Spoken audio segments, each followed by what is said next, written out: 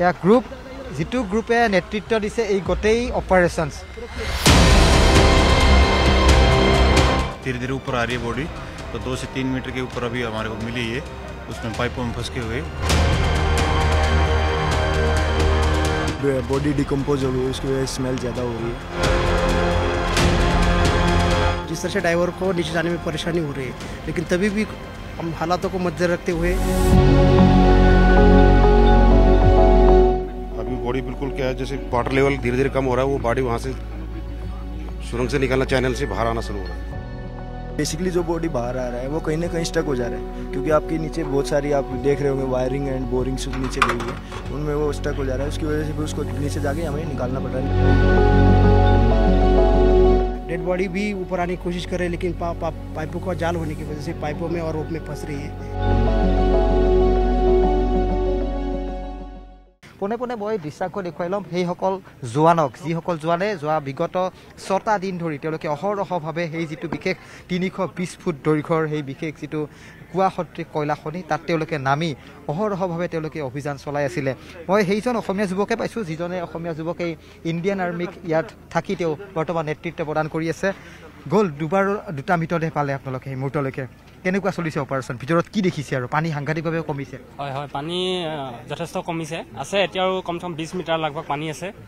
মেনত মই আপোনালোকক কৈছোঁ, এইটো টিম ৱৰ্কত আমি হামেশা কাম কৰিছোঁ, মেনত কৰিছোঁ আমি, যথেষ্ট মেহনত হৈছে আমাৰ, আৰু যিমান হয় আৰু কষ্ট কৰি যাম, মেহনত কৰি যাম। আৰু বডি মোৰ জীৱিত অৱস্থাত হয়তো ডাউট আছে, কিন্তু তথাপিতো আমি বহুত চেষ্টা কৰিছোঁ।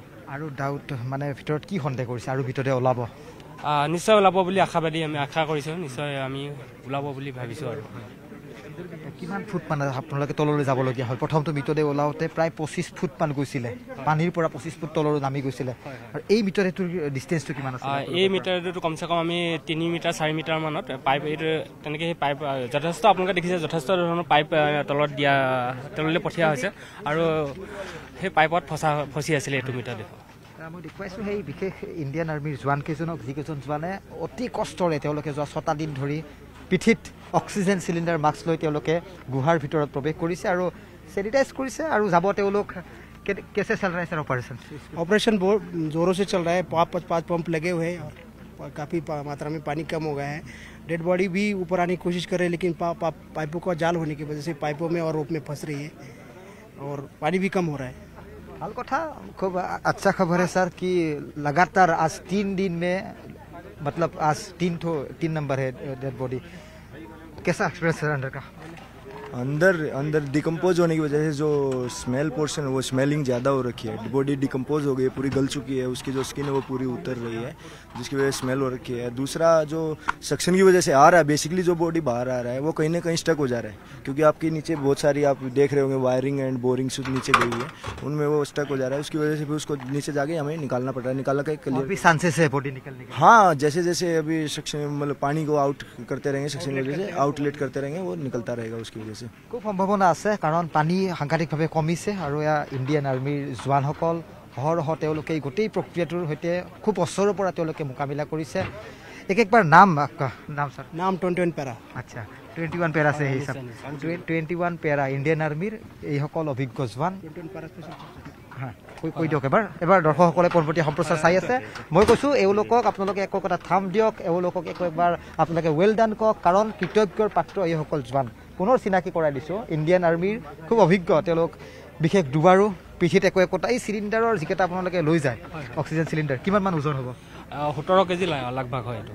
17 কেজি। নিপন আমি ছিনিয়ৰ্ছ অফিচাৰসমূহকো দেখুৱাইছোঁ সমীপত, ঠিক একেলগে সেই চিলিণ্ডাৰসমূহ দেখুৱাইছোঁ। 17 কেজিৰ একোটা এয়া গ্ৰুপ जितु ग्रुपे नेतृत्व दिसे এই গোটেই অপারেশনস। सर एक बार आप लोग पैरा नंबर कितना है सर? ये मैं कैसो बहुत कोई अभिज्ञ और सीनियर ऑफिसर्स जो लीड दिसे गोटे ऑपरेशन तो सर प्लान कैसे होता है आप लोगों का? Sorry, planning sir. प्लानिंग जैसा हमारे को बताया गया था कि यहाँ पे जो सिविल इन्फॉर्मेशन मिला था कि ऐसे वहाँ पे कुछ मजदूर नीचे घुस गए, मतलब काम करते हुए गए थे नीचे, तो उसी हिसाब से हमने इसको हाइट इसके क्या बोलते डेप्थ को देखते हुए पूरा प्लान बनाया, आर्मी और अपने नेवी के डाइवर्स, और ऐसे करके धीरे धीरे करके अभी हमने 4 रिकवरी कर लिया है। तो आई होप अभी जैसे वाटर लेवल थोड़ा कम होगा तो चांस है कि अगला भी हम अच्छे से कोई मतलब गल गया है बॉडी जो है सर, पूरा वो इतना 72 आवर से ज़्यादा हो गया ना, तो पूरा पानी से फूल गया वो। तो उससे क्या है कि वो बॉडी का अभी बॉडी बिल्कुल क्या है, जैसे वाटर लेवल धीरे धीरे कम हो रहा है, वो बॉडी वहाँ से सुरंग से निकलना, चैनल से बाहर आना शुरू हो रहा है। ऐसे बस सबका एक बार पूरा 21 প্ৰেৰা মই এফালৰ পৰা ভিজুৱেলছ দেখুৱাই যাওক। নিপনে দেখুৱাই আছে, নিপনে দেখুৱাব। কাৰণ এইসকল জোৱানক আমি এই মুহূৰ্ততে কৈছোঁ যে আপোনালোকে কৃতজ্ঞৰ পাত্ৰ কৰক তেওঁলোকক, কাৰণ তেওঁলোক সকল জোৱানেই অহৰহভাৱে এই গোটেই প্ৰক্ৰিয়াটোক সন্মুখৰ পৰা নেতৃত্ব দিছে।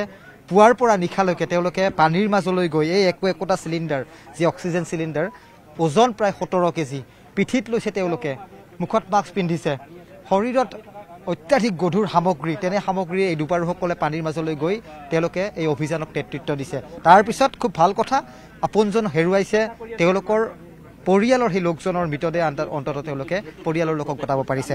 গতিকে আমি কিছু পৰিৱেশে দেখুৱাই লৈছোঁ, কাৰণ নিপন আছে এই মুহূৰ্তত, নিপন থাউচেণ্ড, নিপনে পৰিৱেশসমূহ এই মুহূৰ্তত দেখুৱাই আছে। আৰু এই জোৱানসকলক আমি এইকাৰণে প্ৰশংসাৰ পাত্ৰ কৰাইছোঁ, কাৰণ তেওঁলোক একোজন ৰিয়েল হিৰো, দেশৰ সন্তান, যি সন্তান ইণ্ডিয়ান আৰ্মিক নেতৃত্ব দিছে। আৰু ইণ্ডিয়ান আৰ্মিৰ নেতৃত্ব লৈ তেওঁলোকে এই অসমৰ যি কলা অধ্যায়, যি কলা হীৰাৰ যি এই অবৈধ খননৰ সৈতে জড়িত হৈ যিসকল শ্ৰমিকে আজি মৃত্যুৰ মুখত আঁকোৱালি লৈছে, যিসকল শ্ৰমিক এতিয়াও তাৰ সঠিক কোনো সংখ্যাত আমি ক'ব নোৱাৰোঁ যে এই মুহূৰ্তত কিমানজন শ্ৰমিক ভিতৰত আবদ্ধ হৈ আছে, কিন্তু কৈছোঁ চৰকাৰী যি তথ্য সেয়া 9 গৰাকী শ্ৰমিক আবদ্ধ হৈ আছিল, তাৰ ভিতৰত 4 গৰাকীক উদ্ধাৰ কৰা হৈছে, এতিয়াও 5 গৰাকী ভিতৰত সোমাই আছে।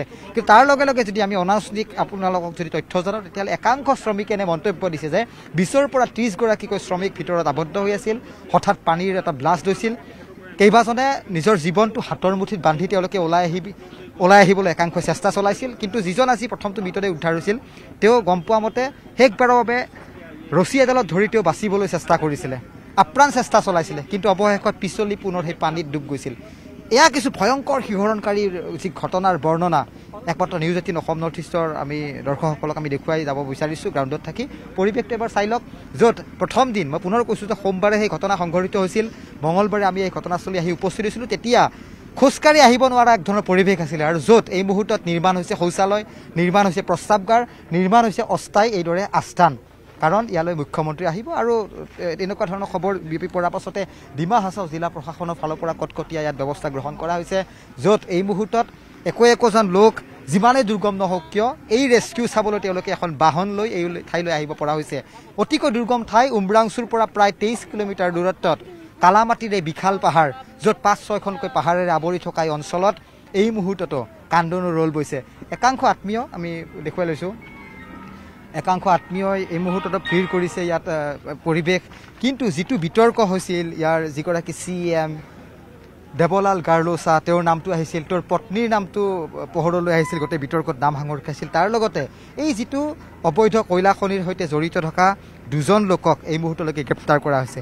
জনৈক নুনিছা আৰু জনৈক লস্কৰ নামৰ 2জন লোকক গ্ৰেপ্তাৰ কৰা হৈছে। উমৰাংচু থানাত গোটেই ঘটনাটোৰ সন্দৰ্ভত 02/2025 নম্বৰৰ এটা গোচৰ ৰুজু কৰা হৈছে। তদন্ত চলি আছে, কিন্তু চৰকাৰে এই মুহূৰ্তলৈকে সাহস কৰা নাই গোটেই বিষয়টো তদন্ত দিবলৈ, কাৰণ দিছপুৰৰ পৰা এটা দল আহিব লাগিব, গোটেই ছবিখন স্পষ্ট হ'ব। কিন্তু নিউজ 18 অসম নৰ্থ ইষ্ট আমি ঘূৰিছোঁ চৌদিশে, 10টাতকৈ অধিক অবৈধ কয়লা খনি আমি দেখিবলৈ সক্ষম হৈছোঁ। কিন্তু দীৰ্ঘদিনে কাৰ ছত্ৰছায়াত এই ধৰণৰ কাৰবাৰ ইয়াত চলি আছিল, সেয়া কিন্তু এক মুহূৰ্তত সমগ্ৰ ৰাজ্যৰ যদি এক প্ৰকাৰ তীব্ৰ চৰ্চা হৈছে। এই মুহূৰ্তত মই মোৰ সহযোগী নিপন থাউজেঙৰ সৈতে মই দীপাংকৰ আছে এই গ্ৰাউণ্ডৰ খবৰ জনাই বিদায় লৈছোঁ। বিভিন্ন খা খবৰ আৰু বাতৰিৰ বাবে আপোনালোকে চাই থাকিব নিউজ 18 অসম নৰ্থ ইষ্ট। ধন্যবাদ। আপুনি বিচৰা বাতৰি পাব কেৱল নিউজ 18 এপত। নিউজ 18 এপ ডাউনলোড কৰিবলৈ স্কেন কৰক এই QR code. Google Play Store to পাব এই নিউজ 18 এপ।